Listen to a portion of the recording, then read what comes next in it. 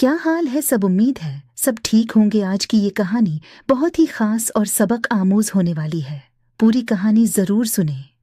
चलो तो शुरू करते हैं। मेरा नाम कदीर है। मैं एक दुकान पर काम करता था और मुझे एक दफा मुंशी से काम पड़ गया तो मुंशी साहब ने मुझे कॉल पर कहा कि मेरे घर ही आ जाओ। हम मुंशी साहब के घर गए। दरवाजा खटखटाया। मुंशी साहब की लड़की ने आकर दरवाजा खोला और हमें अंदर बुलाया। हम अंदर चले गए, लेकिन मुंशी अभी तक नजर नहीं आ रहा था और इस वक्त लड़की के साथ हम कमरे में अकेले थे। लड़की है तकल्लुफ थी। मुस्कुराकर बोली, घबराइए नहीं, तशरीफ रखिए। मैंने कहा, वो तो ठीक है, मगर मुंशी जी कहाँ गए? तो कहने लगी, वो भी आ जाएंगे, क्या उनके बिना डरते हैं?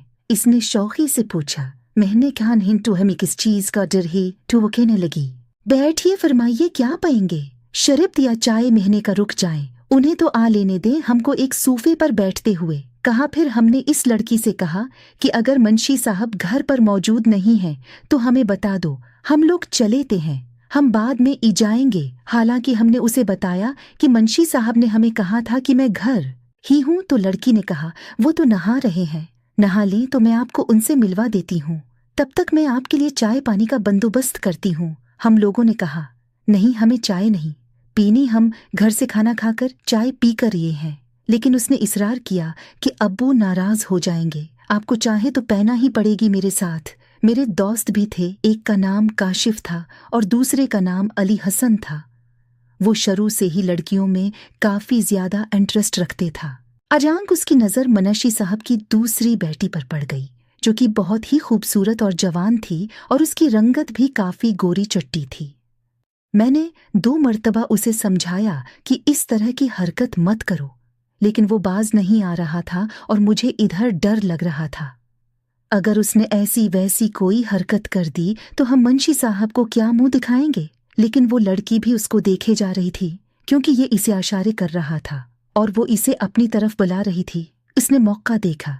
हमें पता ही नहीं चला कि अली हुसन कहाँ गायब हो गया।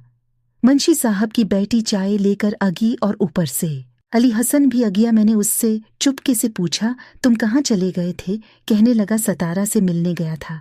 साले ने कुछ ही टाइम में उसका सारा बायोडेटा निकाल लिया था।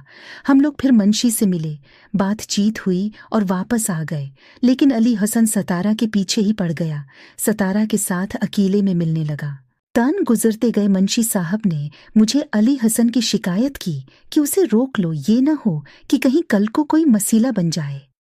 मैंने अली हसन को समझाया, लेकिन अली हसन ने अपने घर वालों को कहकर मुंशी साहब के घर रिश्ता भिजवा दिया। मुझे नहीं पता था कि ये दोनों ही एक दूसरे से बहुत ज्यादा प्यार करते हैं और इस तरह सितारा और अली हुसन की शादी हो गई। मैंने कहा, तुम तो हमसे भी बड़े कमीने निकले, मुंशी साहब की बेटी को ही अपने घर ले आए। तो कहने लगा, तुमको नहीं पता कि मैंने क्या चाल चली।